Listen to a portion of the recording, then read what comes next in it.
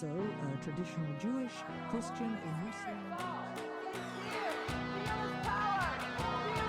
To understand atheist and agnostic as well as many times. D&D. Dynamite! Is that the reference you were making? Yeah. Okay, good. I love that even after all the talk that you're not allowed to talk about bombs in an airport, we have AC/DC's TNT as the pinball machine in the Edmonton airport. Is it really? Yeah. That's amazing. You've just doxed us. I've told people which city we're in so many times. That's collateral information, Preston. I don't tell them which community center you're closest to. They appreciate that. Yeah. Do you have any other information on me that could harm my life? I don't think so. Okay, well, that's good. I mean, I know your home address. I feel like you're missing the point of my soft opening. Yeah, I know. Go. On today's episode of The Holy Watermelon Podcast. I wouldn't put you in danger on the radio. Well, I appreciate that. But you know who would put people in danger? Keith Raniere.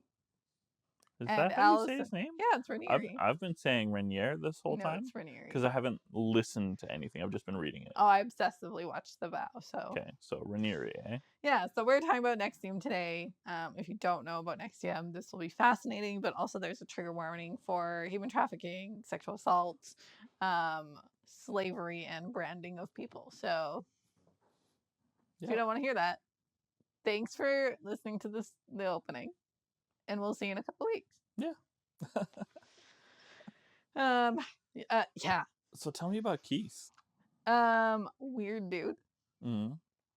Keith is the founder of the cult NXIVM, spelled NXIVM, but pronounced NXIVM. He was born in Brooklyn, New York in 1960, and he had a fairly typical childhood. A lot of these cult leaders, serial killers, we know have atypical childhoods. I think to like Jim Jones. And Keith was actually pretty normal. But by his 20s, he was involved with the MLM Amway, and by 1990, he started his own MLM called Consumers Byline Inc. And that's really where this horror show gets started, is in the MLM world. Okay. So we can see early warning signs for Keith here, because the state of New York filed a lawsuit saying Consumers Byline Inc. was a pyramid scheme, which is actually very impressive considering how many MLMs are pyramid schemes and nothing ever happens to them. Amway being one of them. Oh yeah, no, if you have to cause a lot of damage to get sued to the point that they investigate you criminally. And call you a pyramid scheme and shut you down. Yeah. Yeah. So already a bit red flaggy that he went that hard that fast. Right. So what do? You start over. You start you just over. Keep trying. Yep. So also it's just like one of those things like L. Ron Hubbard said, like, if you want to get rich, start a religion. Mm-hmm. Like, this is clearly he just wants to make a bunch of money. Well, yeah. I mean, you don't enter an MLM without just hoping to get rich. Right. Yeah. So in 1998, NXIVM was founded under the name Executive Success Programs, and Keith did this alongside his business partner Nancy Saltzman, who used to be a nurse. Yes, and this is important, a psychiatric nurse. Right. A mental health nurse. This is very important.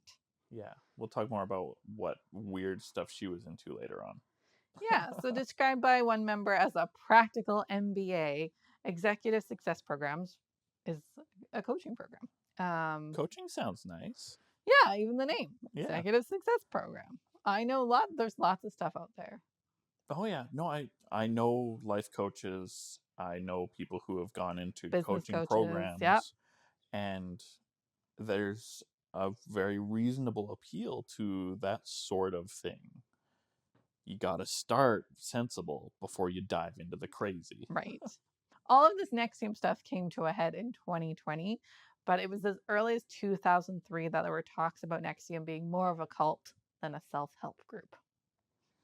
So we've had them on our radar for like 20 years. Yeah, long That's time. great. As potentially a cult for 20 years. Yeah. And then, yeah, they started in 1998, so 15 years before. Been around for a long time. That was a little too aggressive of a Oh, scroll. I know. I'm sorry. So while they were based in New York, NXIVM did have centers all over the United States and also a few here in Canada and down in Mexico. And so Raniere used this experience in multi-level marketing that we talked about earlier to recruit members, and it worked really well. Scientology really huge, NXIVM relatively small, reaching about 700 people at its peak. Yeah, I wanted to put that in because as like full-on members. Yeah, I wanted to put that in because even when everything was blowing up, when talking about cults, like it really was only 700 people, and there's 30 million in Canada, 300 million in the U.S. I don't know Mexico's population off the top of my head, but that's a lot of people in the world, and so not that this wasn't bad, but a very small number were affected, and even we've talked about how small Scientology is in the grand scheme of things. So really a small cult, but very newsworthy. Sure. I mean, they did work with thousands of people at Right. the Through the basic coaching program. level. Yeah. I mean, just like Scientology works with a bunch of people who never become Sea Org members. But like Scientology, it helps to have your Tom Cruises and your John Travoltas, and NXIVM had their handful of celebrities. Superman! Way too many people from Smallville joined this cult. Right. So it was Kristen Kriak who was the first person to join NXIVM from the Smallville cast, and she was recruited by Nancy Saltzman in Vancouver because this is where they were filming Smallville. And Kriak stayed in NXIVM until 2013. She was recruited in the early mid 2000s. Yeah, when they were filming. When they were still in Smallville, exactly. So she was around for a little bit, but not crazy. And Kriak brought in her friend and co-star Allison Mack. And this is important because Allison Mack became a huge evangelist for NXIVM. She is the Tom Cruise of this She organization. is, and she then subsequently went to jail for being the Tom Cruise. For being the wouldn't that be nice? Her crimes committed within NXIVM. So Kristen didn't do any of that, but Kristen is the first one who joined and then subsequently brought in Allison Mack, who went completely crazy. So yeah. So she's currently on probation. She did serve 3 years in prison.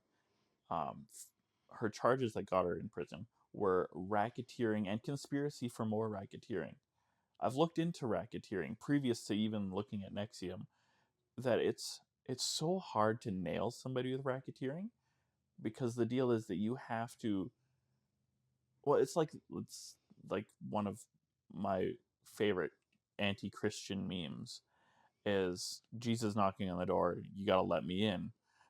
Like, why? So I can save you. What are you saving me from? What's gonna happen to you if you don't let me in? That's racketeering. Okay, that's a great way to... You have to protect somebody from a threat that is yourself, or that you are directly responsible for, or offer to protect somebody from a threat that does not exist. That's racketeering. Okay. Thank you for that explanation. I think she was like on trial for more than just racketeering. They just got her for racketeering. Yeah. Anyway. But it's so hard to nail people for racketeering. So that's pretty impressive. That there are so many great rackets out there that people go unpunished because it's that hard. Interesting. So good for you, Allison Mack. Right? You played it like an idiot. You got caught. Allison Mack was also part of the creation of The Source, which I kind of... these two things I love and hate. So she was part of a group called The Source, which is a branch of NXIVM that recruited celebrities specifically. Sure. So very reminiscent of Scientology. Yeah. You need good, well-liked spokespeople. Yeah. And, I mean, Allison Mack is a really desirable spokesperson at the time. Yes. Yeah. Yeah. And I was kind of that small, right? I was 16 when Smallville was out, right? Very much Mhm. teen drama. So yeah, I get it. It was the hot show. Mhm. And she's a good-looking woman. Yeah. So It was a good it's a looking cast. really great combination What's of his name details. didn't age well? Superman. I mean, he thickened out a little bit, but I barely recognized him on Lucifer. that's fair. I've seen him play Superman in more recent stuff, Yeah. and it's Good. a fine Alright. enough look. All right. Alison Mack also started a singing group within NXIVM, and I'm gonna flag this. I'm gonna flag this. The singing group is called Simply Human. I'm pretty sure I used to have a garbage can branded as Simply Human. Nice. I just want to point this out that no coaching program should have a singing group. No, if you have a choir, you're a church. Yeah.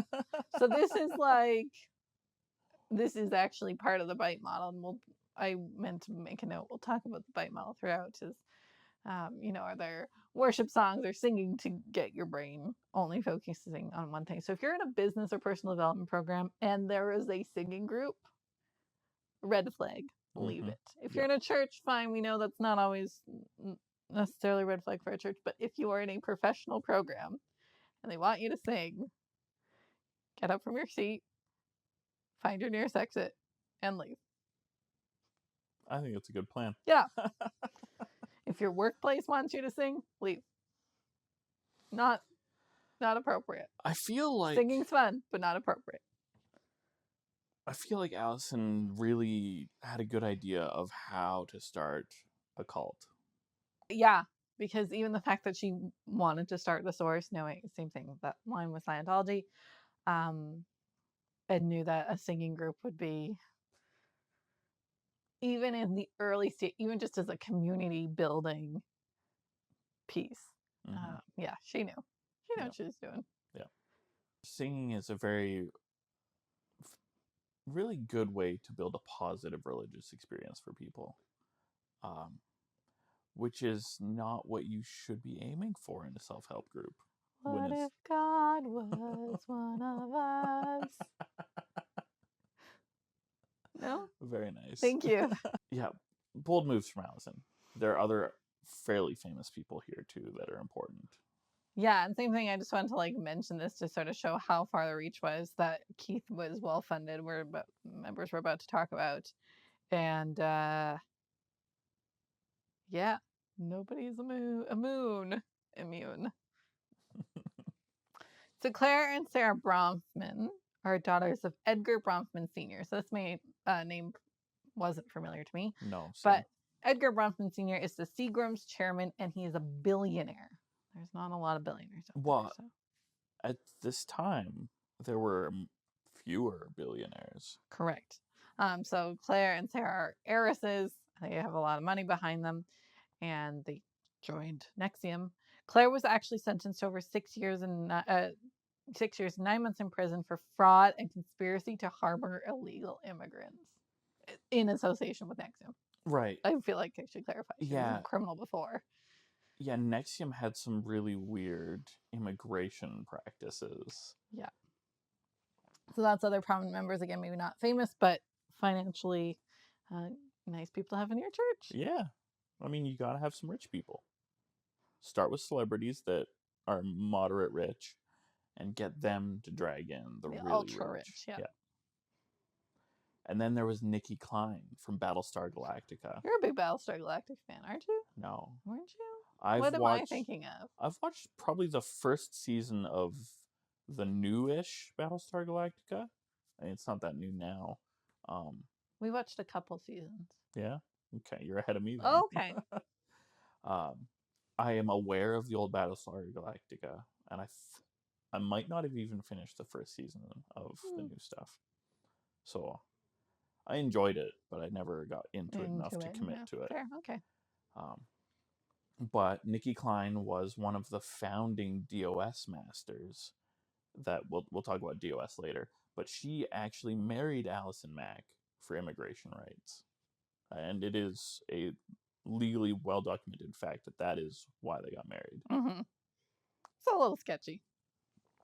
Yeah. All right. But, Preston, what on earth did they actually teach or believe at NXIVM? What got people in the door? See, this is the area that I feel like we can focus on. There's a lot of podcasts out there talking about NXIVM, but their religious nature is really where I think we shine. Totally. And yeah, there's lots of podcasts on cults. Actually, Sarah Edmondson, she's a Vancouver lady who was in NXIVM and part of DOS, which we'll get to. She has her own entire podcast on cults, so she talks about this a lot. And I obsessively watched The Vow, which was a documentary on NXIVM. So there's a lot of stuff on the cult, on the trial, out there, if should you want to consume it. For sure. All right. So I've pulled a few snippets and documents from a few different sources from their website before it got shut down. You can find it archived online. Their mission, right on their main website, said that NXIVM embodies a set of consistent and universal principles in which all humans can participate. These principles, apart from any mystical or religious notions, you'll see later on that that's not actually the case. Accurate, They're yeah. not apart from mystical or religious notions. These principles allow for life to persist and uphold a diversity of beliefs. Because they don't tell you what God is. That's fine. You come in with your own idea of God, but they will give you another God. Is it Keith? It is. All right, but they don't call him God Right. because That's too obvious. right. But instead, they just get you to treat him like God, and eventually it becomes the cult. All right, back to this mission. Sorry. By creating a new understanding, we can actualize our potential to live and work together and consequently bring human existence to a whole new level. Yet this cannot be done without first raising human awareness, fostering an ethical humanitarianism, and celebrating what it truly means to be human. And this is our mission. Ooh. It sounds very positive, and even the individual little bits don't seem problematic. Mm-mm. Nothing seems problematic. Right. It does sound like a humanist congregation, in my opinion. Yeah. Which usually pretty positive, not terribly theistic principles. But then we get into how these things are played out in real life for them, and that's where it gets a little bit weird. Actually, back on that humanist thing, Claire Bronfman testified in court that NXIVM was part of the human potential movement, which was one of those things that popped up alongside the New Age stuff that we had nice. talked about a little while ago. Segue, yeah. Yeah. But without all the fake star reading, because, well, if you don't know what I mean by fake star reading, go back and listen. Just our last episode. I was on Instagram and someone posted, I don't know, memes for each of the star signs, and I commented, "You forgot a fucus." They didn't respond. Of course not. And then I was in a store and they had the zodiac. They had like zodiac necklaces, and I was like, "They're missing a fucus." In the store, and I was like, "Excuse me?" And I was like, "Well, there's 13 star signs." And then, so I've been a bit of a shit disturber since that last episode. I like it. So part of this whole thing, it focuses a lot on the human sciences and trying to figure out what's best for humanity. A lot of the focus is on self-actualization, looking at Maslow's hierarchy of needs, that very top of that pyramid of now you're safe, be the best self that you can be, and achieve your dreams. So, very positive things. It's a really good way to get people to join you. So, oh yeah, I want to achieve my dreams. I get it. So they teach greatness. It's a great tool for any self-help organization. It is risky as an organization, as you will see in this case with NXIVM. Tony Robbins has built a massive network on this same sort of idea.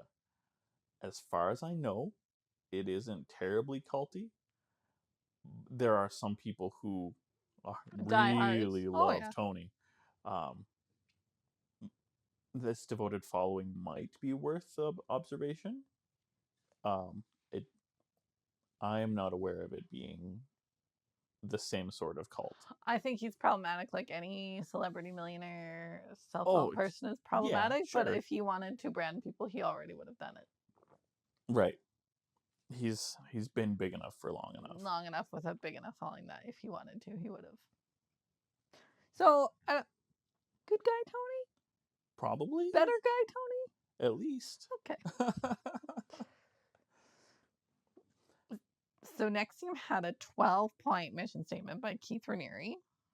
Yeah, so I tracked this down. It's part of the exhibits that showed up in the part trial. of the trial. So this is Government Exhibit GX1008. Okay. If you're interested and worried Public about finding record. it, yeah, it's available on the public record, and it's really cool. And I wanna take some time and look at each of these 12 sure. points and critically assess them. I'll read it. You start with your hot takes. Sounds good. Perfect. Number 1. Success is an internal state of clear, honest knowledge of what I am, my value in the world, and my responsibility for the way I react to all things.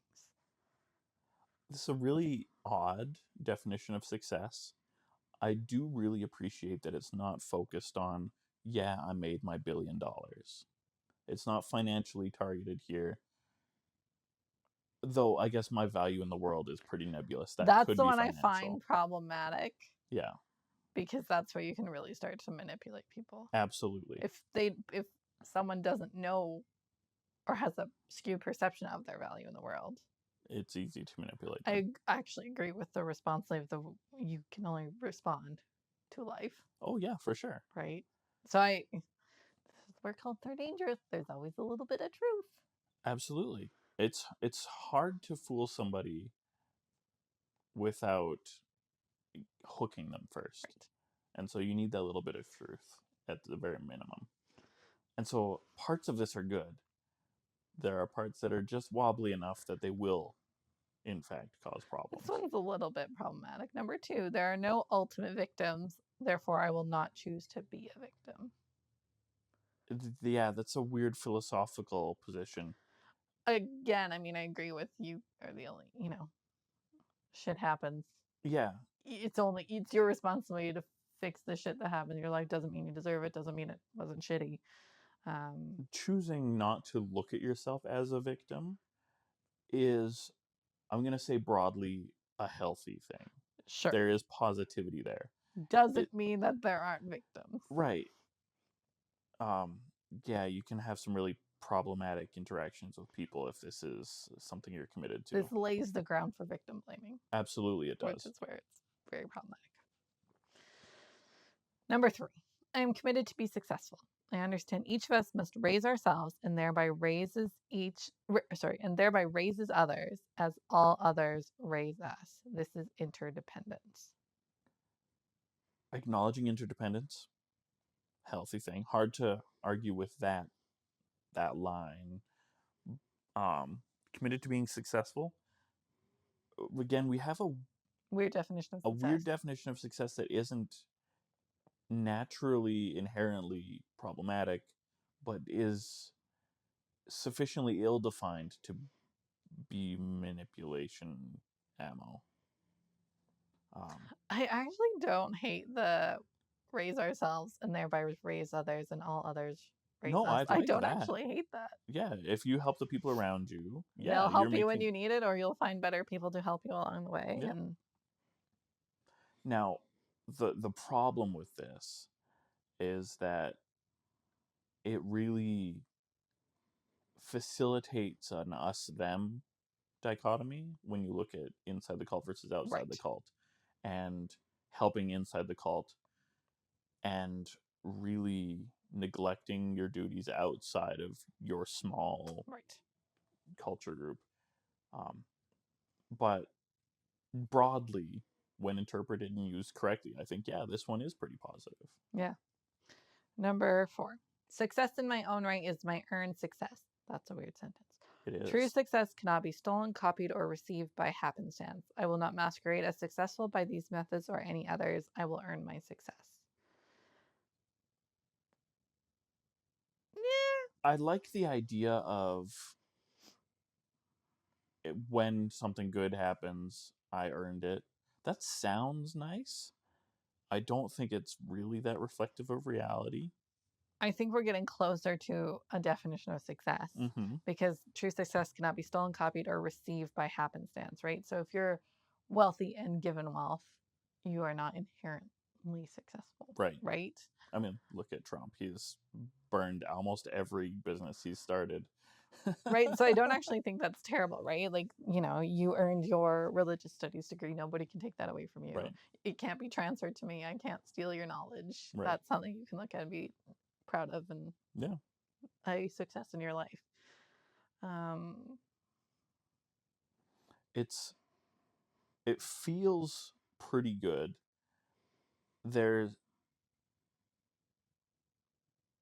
I don't know. I can't complain about I it, but can't it complain feels about this one. it's a little weird. Part of it Just is the way that it's we know worded. what happens with NXIVM, right? So you can see Yeah. how they might hold things over your head. Right. You didn't earn this, Preston. Someone helped you. See, Mhm. last point, do Right. this. But I actually don't inherently hate that one. Yeah. That's the thing. It feels weird with the context, but in itself feels like it should be good. This one's, I don't understand the wording. Number 5. Tribute is a form of payment and honor. So the tribute is like, well, in the context of this organization, this proves to be worship of Keith Raniere. Yeah, I guess he clarifies. It continues on. It says, it is giving credit where credit is due. I will use tribute to uphold others beyond my petty likes and dislikes. As a result, I will define myself and my true contribution to humankind, excuse me. So I like the idea of I will honor somebody's accomplishments even if I don't like them as a person, my petty likes and dislikes. The problem is the way this plays out is Keith has done something to damage me, but I must continue to offer him my worship because of who he is. Right. Or he's phrasing it as, I'm helping you. Yeah. I'm doing my job, so you can't be mad at me for doing my job to raise you up. Yeah. And even when that takes harmful forms. Yep. It's a really interesting mission statement. That's what all these are. This 12-point mission statement. Giving credit where credit is due is appropriate. Yep. And then all of this built around it is very much, you have to worship me. Yeah.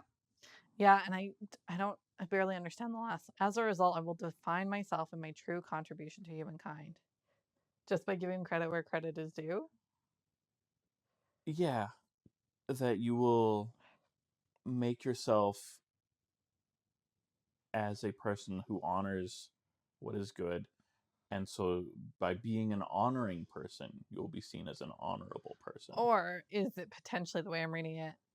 If you're always giving credit where credit is due, and let's assume that's always Keith. Right. My true contribution to humankind. Are you realizing you don't actually contribute to humankind? Yeah, because if you're always giving credit where credit's due, and again, assuming it's never you and always Keith, now you have no value. Right. And all of the value in the world is how great Keith is. Yeah. We have a friend named Keith, so this is quite comical. Yeah, that's popped into my head a couple of times. If you're listening. Last name is not Raniere. I think this is 7. Preston didn't do a numbered list, so we're just going to go with it. Successful people do not steal, and they have no desire or need to steal. I will not steal anything. I will always earn what I need and desire. Copying without permission or tribute is not the highest form of flattery. It is theft. Theft is also taking or receiving something without fully earning it. It is always at the expense, no matter how small, of others. So I really like the way this started. And then the end, knowing the context, feels really weird. It also feels too black and white. Sure. Theft is also taking or receiving without fully earning it. What if if I get a gift? I was going to say, I received monetary gifts when we got married. Right. I didn't really earn it. Do you earn a gift? No, not really. It's an expression of appreciation or love or any number of other feelings. But it's a gift. It is yours once it has been gifted. Yeah, and I can totally see this can be very manipulative, right? Even in the education that you receive from NXIVM. taking or receiving something without fully earning. Well, how do you know you've earned it? I don't know. What He if I has to just tell paid you, for it? right? Did you earn something you paid for? I don't Is know. that the same thing? I don't know. Number 8. Inner honesty and integrity are the highest human values and the foundation of the human psychology. I like that. I do too. All other values arise from them. I will never trade my integrity and inner honesty for any other value. It is never worth it. That's good. The problem is that this principle is used to manipulate people later on. That you've made a promise, and even if that promise would in fact actually go against your integrity as a decent human being, you are held to that promise because that is your I was integrity. going to say also, if your inner honesty is being manipulated by an exterior force, and if you're so far and you don't even realize that, Yeah. and then they can use these terms like inner honesty to Yeah. Big problems. 8. The methods and information I learned in ESP, Executive Success Programs, are for my use only. I will not speak of them or in any way give others knowledge of them outside ESP. Part of the condition of being accepted into ESP is to keep all its information confidential. If I violate this, I am breaking a promise and breaching my contract, but more importantly, I'm compromising my inner honesty and integrity. Don't tell people of lower OT levels about Xenu. I am mildly torn on this because I know lots of business owners that create courses that they sell for money as part of their income, and that says, please do not distribute.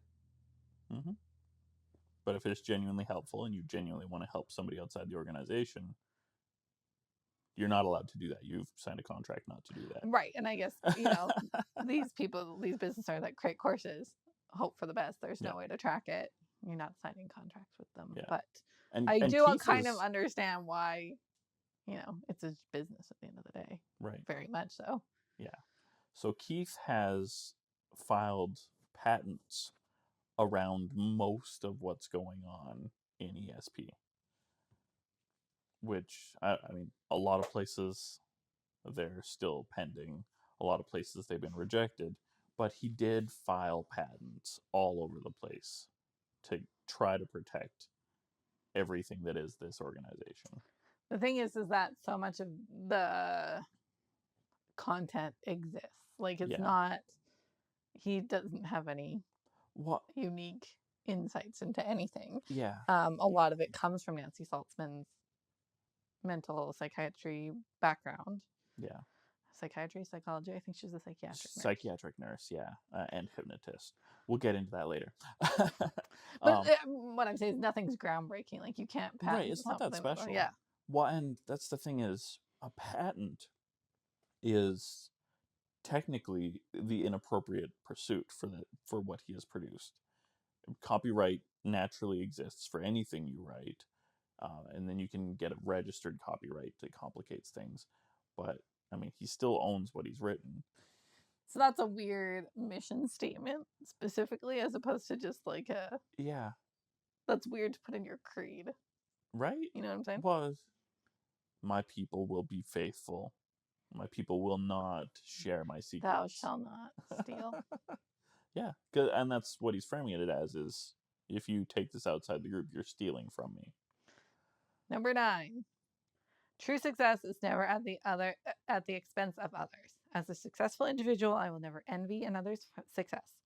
I will rejoice because I realize the success of others raises me up just a little bit more because I am also part of the human team. The actualization of human potential by anyone is a tribute to all team humankind.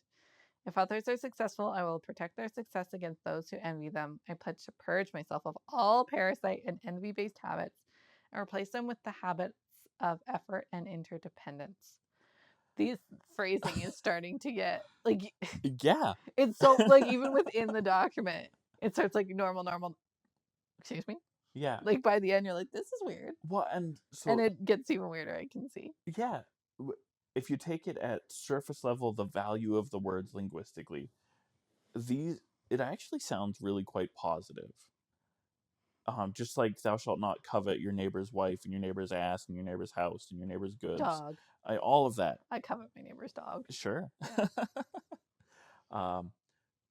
It's they're decent rules for improving the quality of life of the people in question, but the tone that we're picking up here, that you didn't even have to consciously add to it as you're reading it, is very much. The words are getting fluffier. You know what I mean? Like there's a tone shift. Yeah. And it's all right. So now that we've elevated the people who are above you in this organization, and we're going to keep elevating them higher and higher, don't be envious. But rejoice, actualization, team humankind. Because the world gets better Purge as we get better. myself of all parasites. Like the verbiage just gets weirder. It does. And even though it's hard to object to it, even though it is a little weird, it's still pretty positive for what it makes you as a human, I think. Except for the way that it's used against you when you're committed to this community. Yes. So number 10, I will unreservedly accept the success I have earned. Yeah, sure. I will accept no more and no less. This is accepting with integrity. Reasonable. I will give unreservedly to those who have earned it. This is giving with integrity.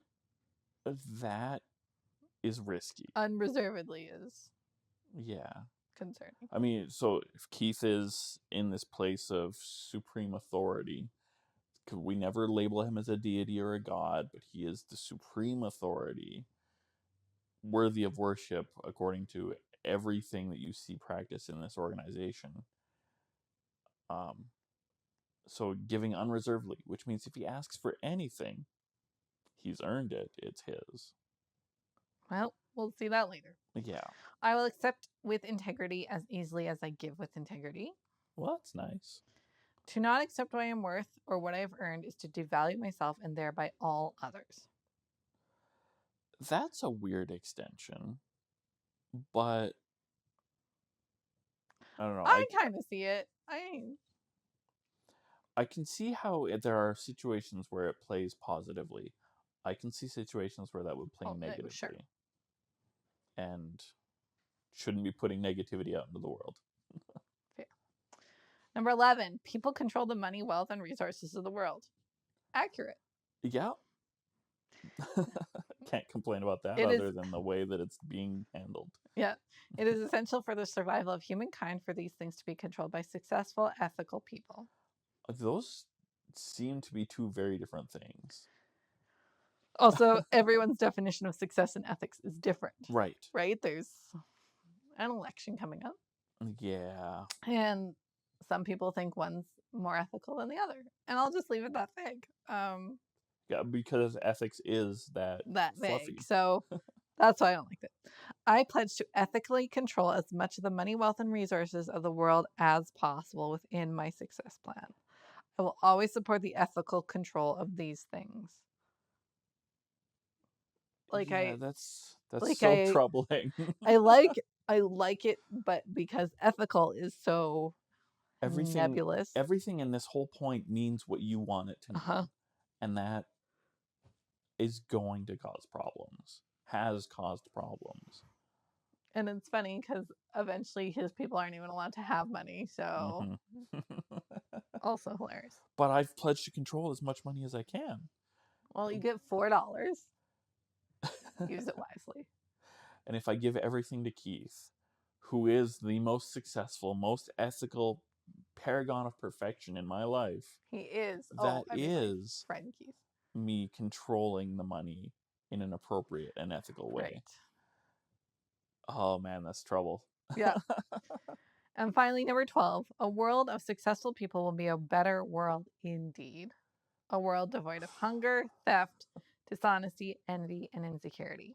People will no longer try to destroy each other, steal from each other, down each other, or rejoice at others' demise. Success, ethics, and integrity are co-inspirational. I pledge to share and enroll people in ESP and its mission for myself and to help make the world a better place to live. So this really does feel very specifically religious to me.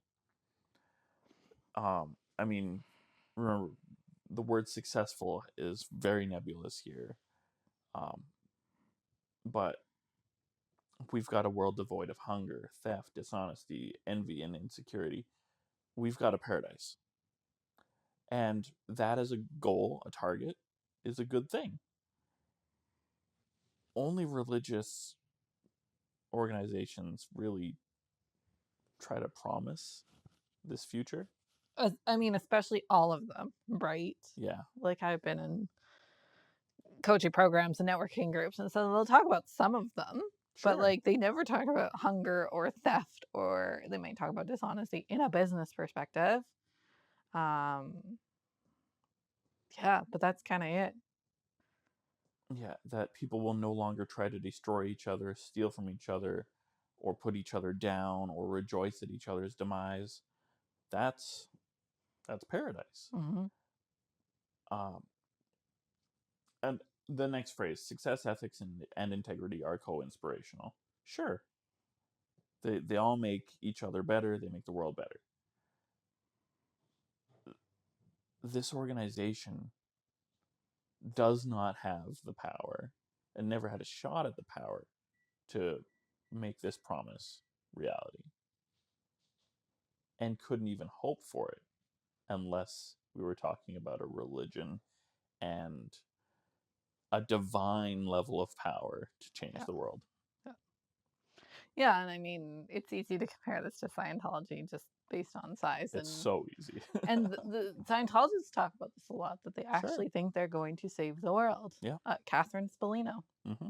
she talked about that a lot in her interview with us, is that she truly believed that they were going to fix the world. Yeah. So if your business endeavor, coaching, talks about changing the world, GTFO. Stand up, find your nearest exit. Yeah. Any organization, any business that's selling something, it makes perfect sense to believe in the product. If I'm selling plates, I'm selling you the plate, not the dude who makes the plate and how great he is. Correct. Yeah. That's the foundation published expectation of beliefs that we have from NXIVM.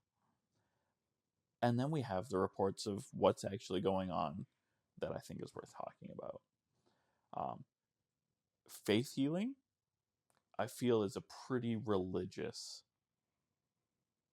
aspect of any group. If you see faith healing, you've got yourself a religion. Yep. And also probably a cult. Well, so see our episode, Medical Miracle. Faith healing is not really a thing at all. It's definitely not got a whole lot of scientific support. Yeah, that's why it's called faith healing. Exactly. As and alternative medicine. It's always debunked though, where like Jim Jones had like chicken livers as cancer. Yeah. If alternative medicine worked, it would just be called medicine. So as Preston mentioned, Nancy Saltzman was a psychiatric nurse, but she was also a hypnotist and specialized in neuro-linguistic programming. Neuro-linguistic programming is real. Our good friend and Patreon subscriber Lisa is a psychologist. I hope I can say that. I hope I'm not. Anyway, and it's like something they learn about. I don't think she does it specifically, but she also watched the vow along with me. Nice. She's like, yeah, that's a real thing. Mm-hmm. So, neuro-linguistic programming is claimed to talk people out of depression, phobias, allergies, physical and mental disabilities, and infectious diseases. That's some pretty bold claims. Yeah. I think some of those aren't true at all. Right? But others, sure, you could talk somebody out of a what's the word I'm looking for? An irrational fear. Mm-hmm. You can eventually work somebody out of that. You can work people out of some kinds of depression. Allergies, mental disabilities, infectious diseases. Can you get rid of the clap just by talking? I would love to know how. Is there a reason you'd love to know how? I mean, not specifically Oh. for the clap that you mentioned, Oh, okay. but You made it sound like you needed to know how to get rid of the clap. I mean, sure, let's work miracles. Okay. Let's just go down to the nearest camp and see what we can cure by my. talking. An author, Mark Elliott, claims that Keith and Nancy helped him get over his Tourette's syndrome, and Mark is still faithful to Keith. Mark is actually, I don't know if he's in the documentary as like a interviewed person, but they do show clips of his Mhm. Tourette's journey. Sure. There's a documentary that he's in with 4 other patients that came out in 2018. That is rather interesting. Mark will still say, "Yeah, no, they totally cured me," and only if you can actually get a chance to question him. The others not so faithful to Keith. Interesting. And Nancy. Keith and Nancy are a pair in this Right, yeah. process. Like Bo and Peep. Yeah. That got a whole bunch of people killed too. Man, what a wild. Bo and Peep were special because they were true believers, as far as I can tell. Yeah, that is the Heaven's Gate. Heaven's Gate cult. Yeah. That we talked about. Probably close to last year now. It's been a few months, yeah. So Brandon Porter used to be a medical doctor, and he was part of NXIVM. He would show horrific films. Yeah, if your church is into medical research, and I feel like we've established well enough that this is a religious society, medical research is a bad thing for your church to be into. Yeah, like they're kind of the opposite of each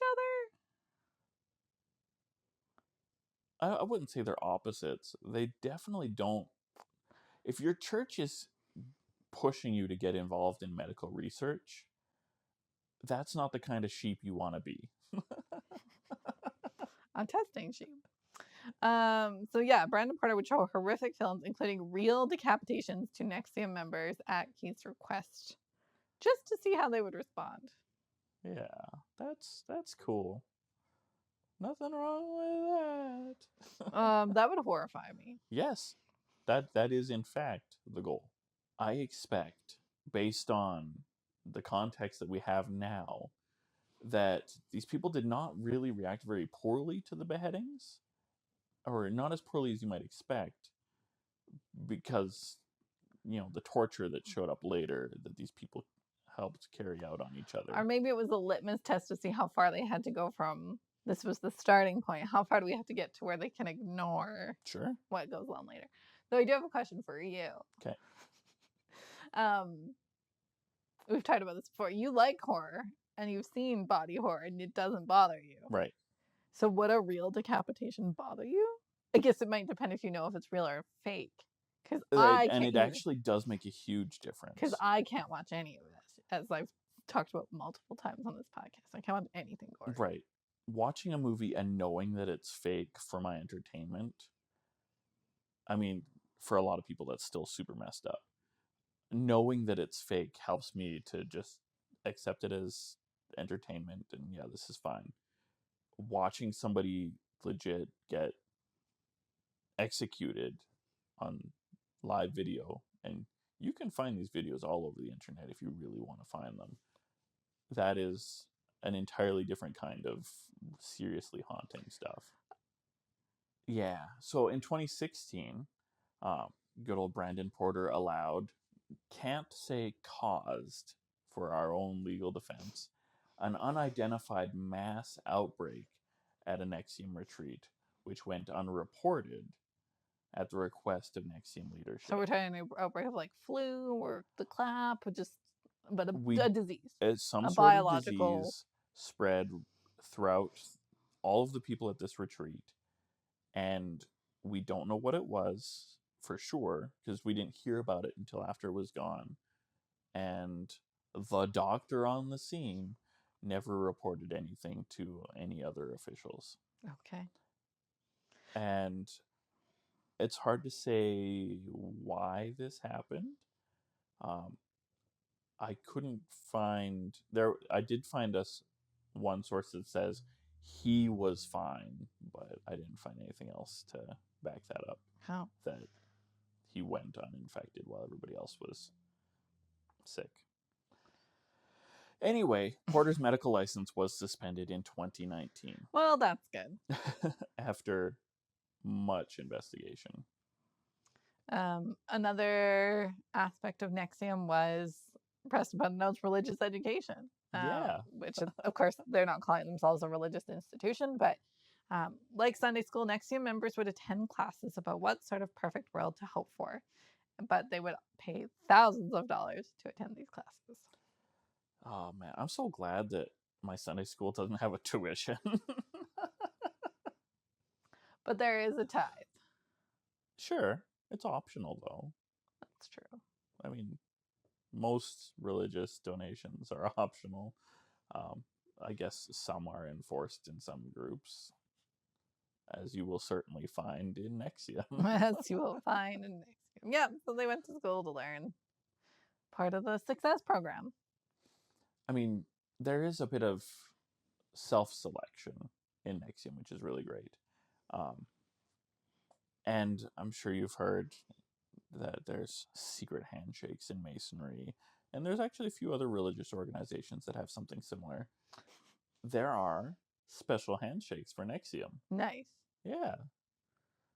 And I feel like the secret handshake isn't a strictly religious thing, but it's definitely for an in-group, out-group thing, naturally. Masonry is semi-religious in this way, and at best, NXIVM is semi-religious with all these other things. This just adds to it. So Keith really didn't want just everyone joining the group. He really wanted people to self-select by seeing these secret handshakes and going, I don't want that. Oh, interesting. Yeah. He did want to use the handshakes to scare some people away. I guess then you have a very devout core. Yeah. I hate to bring up Heaven's Gate again, but yeah, they would just let you leave through the front door. Yeah. Well, and I mean, Heaven's Gate would actually help cover some of your expenses when you left. Yeah, to get...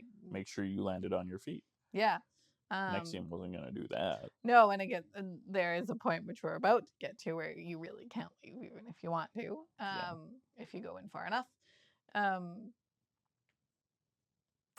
I mean, I guess that's good. Then that people are true believers. Yeah. And evangelists. Right? Kind of like the various aprons that you might find in Masonry, or the various tiers that you would find in the bigger Satanist groups.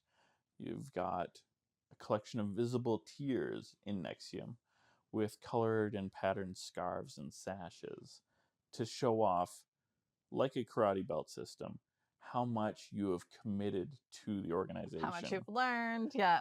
I'm sure that the public image thing, it's all about like what you have learned, the degree that you've attained. But yeah, mostly it's how much have you paid into this organization. And he's developing a system of hierarchy. Yeah. So as we go forward, you know who you have to listen to. Exactly. It's a pecking order. That's why it's important to this organization, and that's what makes it troublesome, is because there's always this obedience that you have to offer.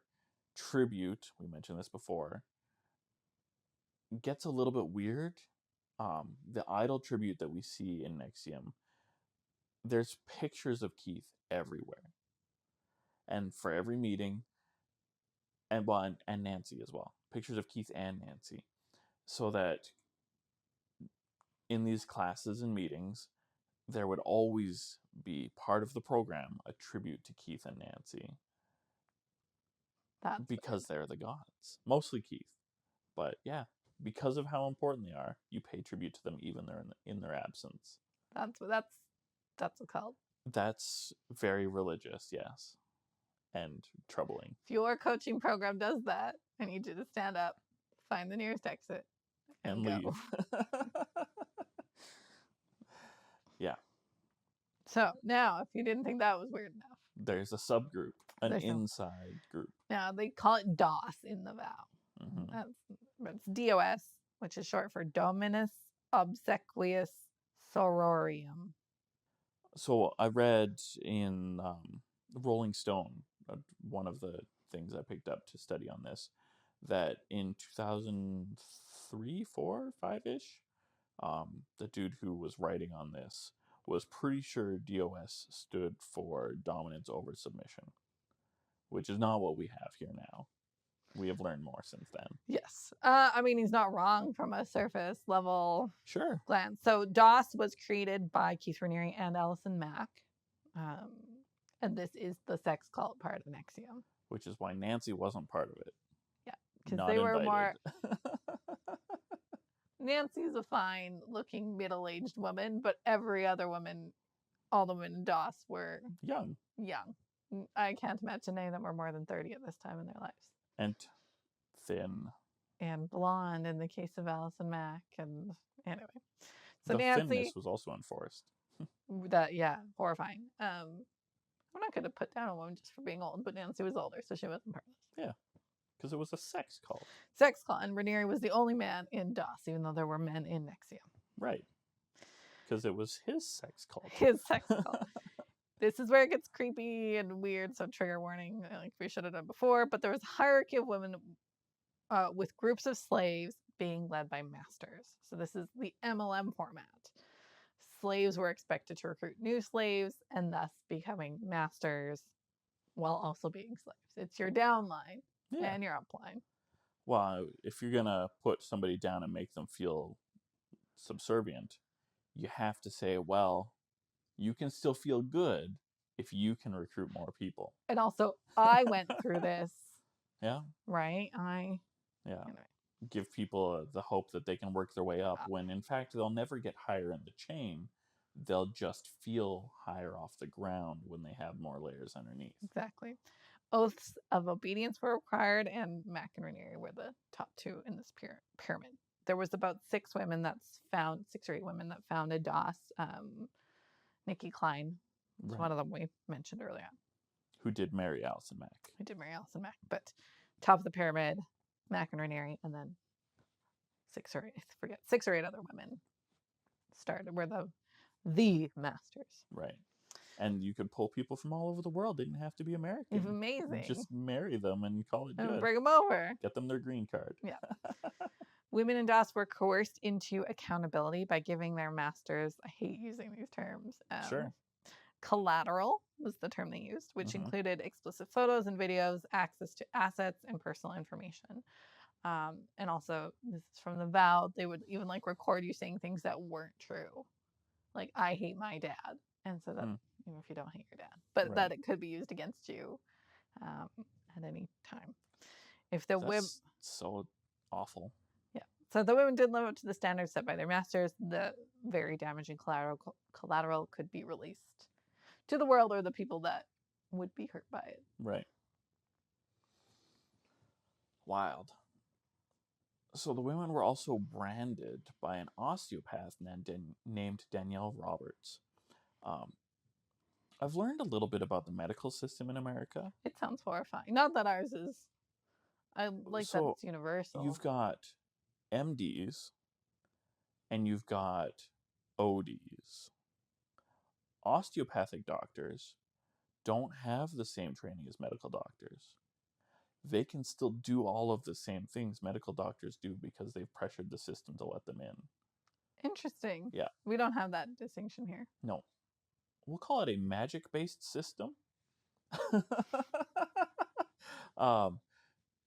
You know how chiropractic medicine, when it first started out, before we pulled all of the magic away from it, was super Reiki-like, right? Yeah. Before we got to massage the simple, and, let's move muscles and bones and make them work. It was very magically minded. Osteopathy is basically that. Okay. What a wild world. Yeah. Sometimes I don't blame people for turning to the stars. Sure. It's simpler. Yeah. I mean, if people are doing it wrong all the time, it's still simpler. Right. So anyway. Fucus is real. So Danielle Roberts was an osteopath and got brought into this organization, and she was responsible for giving everybody these cool, sexy little hip brands. Yeah. Yeah, people would go in hoping, oh, it's just a little tattoo, no big deal. No, It was, painful hip yeah, it was branding. like a soldering iron. Yeah, basically. And I mean, a cauterizing knife yeah. isn't a lot different from a soldering iron. Yeah, or a and wood burning. the graphic logo was Keith Raniere's and Allison Mack's initials combined.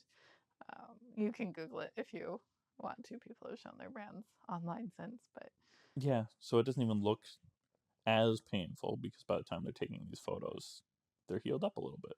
yeah.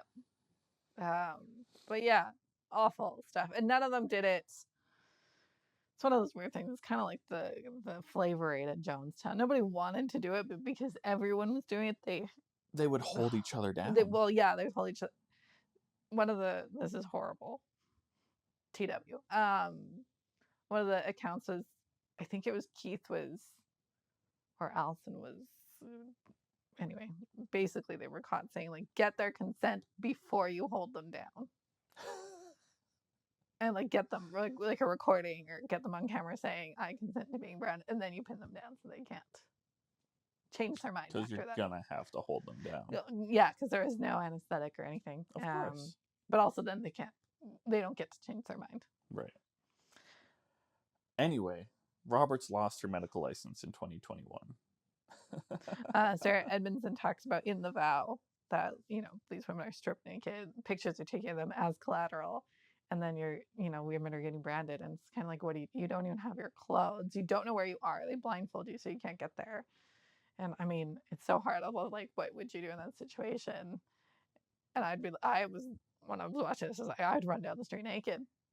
Sure. I mean, well, so we have some really great laws in place now that protect people who have, in these similar situations, had these pictures taken of them. What's the word I'm looking for? Revenge porn industry got really big for a while. A lot of money was made, and then finally we started protecting people. And I feel like those same laws would protect the victims of this nonsense. Totally. And I get in the moment, and again, I don't know what I would do in the moment, but from a logical standpoint, it's like, I'm a human, I have a naked body. Right. And I'm naked under all these clothes. I'm naked under all these clothes too. And part of me is like, I feel like nobody would fault you for leaving a dangerous situation. Right. And being naked at the same time. Right. You know what I mean? I'd be like, I'm glad you got out and you're safe. It's indecent exposure. No, it's actually not illegal when I'm doing it to protect myself. Yeah. So I get, right, you don't want to run down a street naked. I wouldn't choose that on a regular day. Right. But if it was for my own safety, I sure would. But again, I don't want to. It's not victim blaming. You don't know what you do in a traumatic situation. Right. There's a lot of different responses. Totally. All right. There's also another religious thing, a serious religious flavor that comes up when people turn away from NXIVM. I found reports that when people leave, they are called the Fallen, and they're said to have become Luciferian. They actually use the word Luciferian. I mean, this lives in a very Christian context, but this is not a church that makes you the devil for leaving, except that it is. Right. It shouldn't be, but it is. Yeah, I mean, I also think what Glenn Farron said is that Satanism exists because of the spaces in Christianity. Yeah. So if Luciferianism or whatever, the devil exists in yours, that means you've created a God context in which to fit. Yeah. This particular thing shows that they really do revere and worship the head of their organization as messianic or divinely appointed, whatever level you want to put him at. He is God, receiving worship, just like any of the saints, or better. And to turn away from that, you're automatically evil. And they say that all these people who have left within this church that definitely now exists, that if you've left, bad feels good, good feels bad. You can't trust them. They're no good to you anymore. They're only going to try and take your your freedom away, to pull you away from this organization. And they even use the label of suppressive person, kind of like Scientology does. Nice. Yeah. Except not nice at all.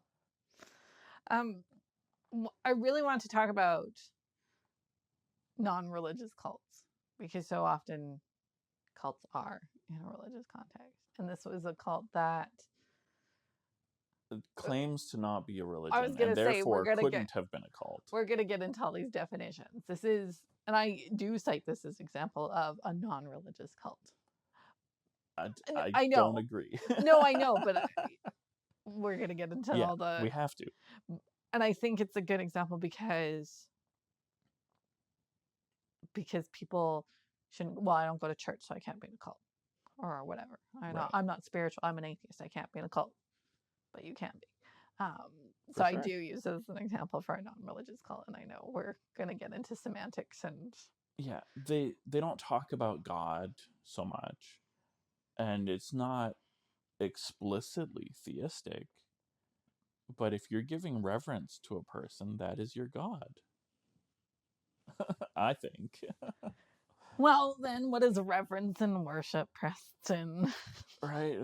Adoration or veneration, it's all the same thing, right?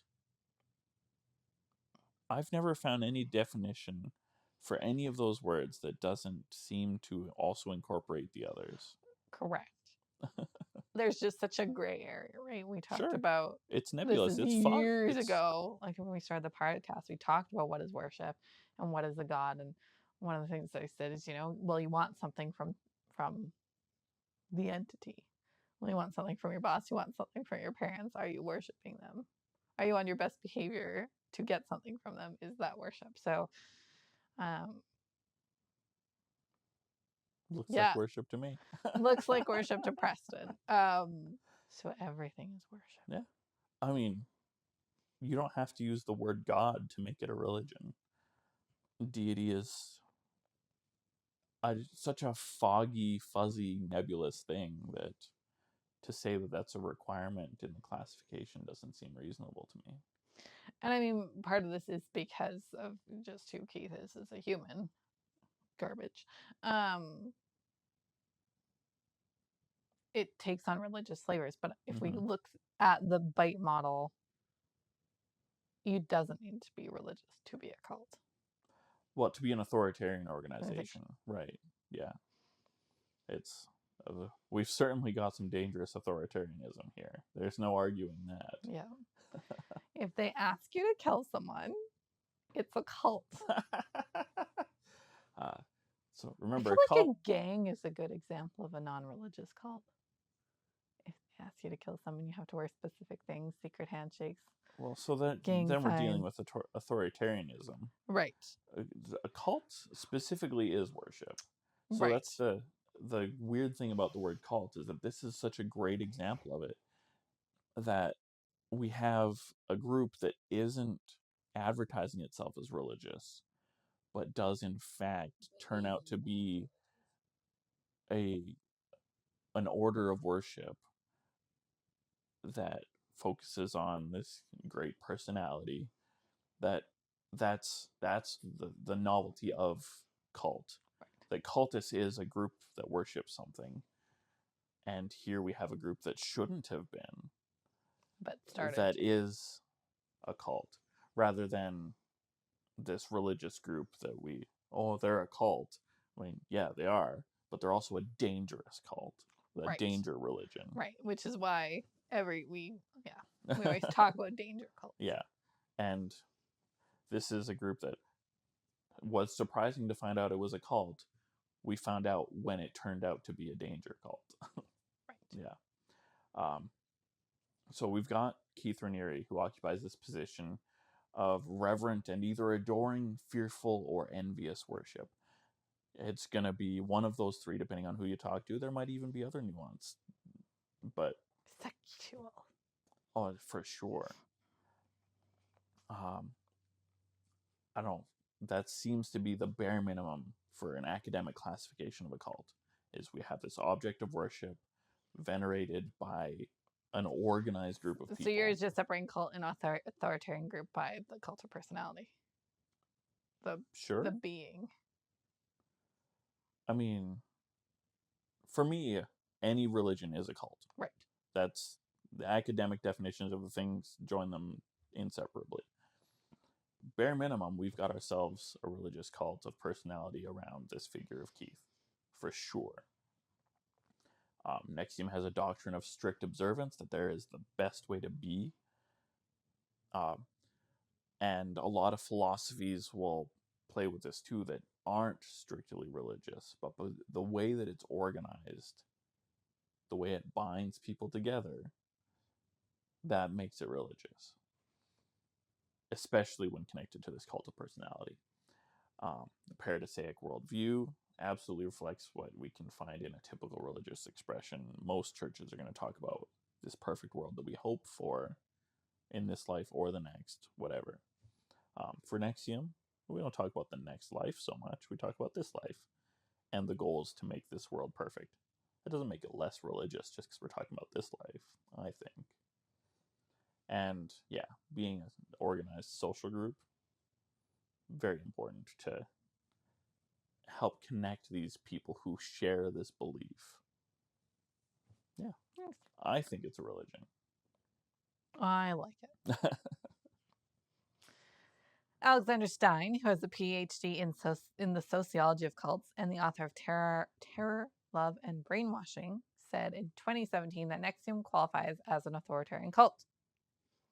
Her criteria is that it has a charismatic authoritarian leader, and it is steeply hierarchical in format, with possible front groups. So DOS within NXIVM. DOS is being hidden, and it was a secret within the secret. Yeah. NXIVM. It bears a total absolute ideology. It uses coercive persuasion or brainwashing to isolate members from family, and it exploits followers and shows potential for violence. Potential for violence. Yeah, no, they got violent. Yeah, so religious and very clearly authoritarian now that all the news has gotten out. Took them long enough. It's spooky that a self-help group evolved this way.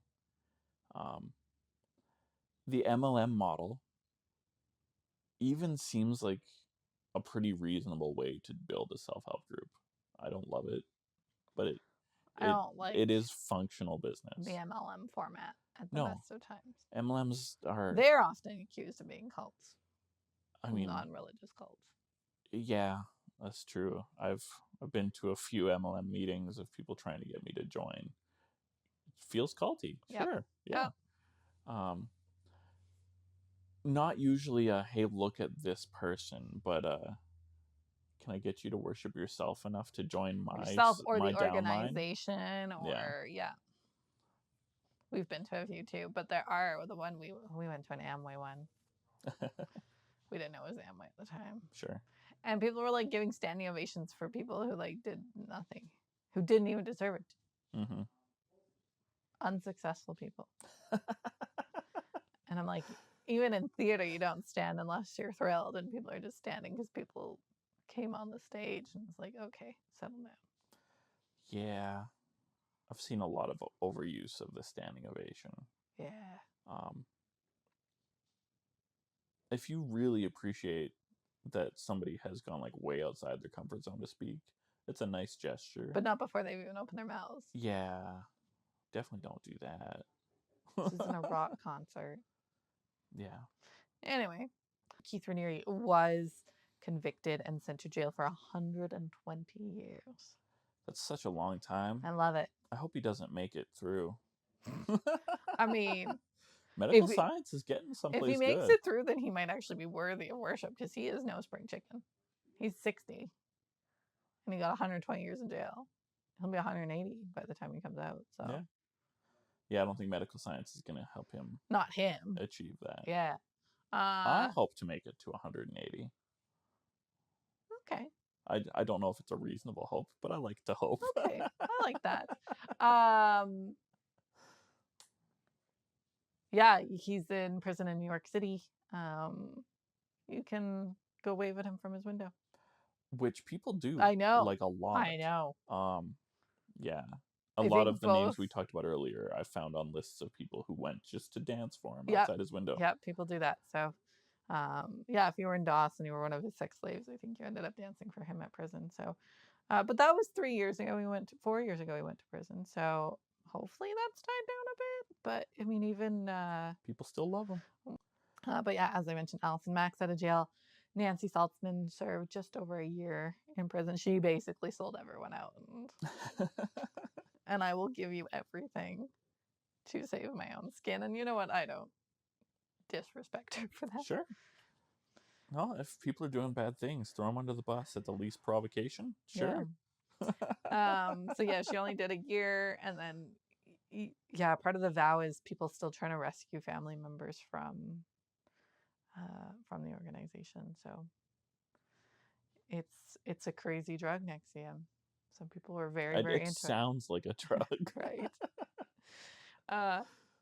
Yeah, that's what I got. Don't join a cult. Be very careful about the people who are offering you an opportunity to change your life. That, and if it's like a zero-sum game, like if you're either with us and if you're not with us, you're gonna fail. Don't worry about it. There's a bazillion ways to success. Right. Well, Nobody. especially when success could be anything. Yeah, nobody has a one-size-fits-all solution for your business or your life or your family. Mm-hmm. So if they are saying if you will not be successful unless you join us, maybe shop around a bit. For sure, shop around. Shop around regardless. Yep. Yeah. Don't join a cult. Thanks for joining us. You can join our conversation on Discord, Facebook, Instagram, YouTube. We also have merch to support us on Spreadshop. And you can also support us more directly on Patreon. I would love some patrons on our book club tier. Yeah, some good fun. I've read a couple of books that way. Yeah. Join us. We'll do a book club. All right. We'll read Terror, Love, and Brainwashing by Alexander Stein. We could read that together. Be great. Right. Thanks for joining us. Peace be with you. By the late Middle Ages, the Christian prophecy had fulfilled itself.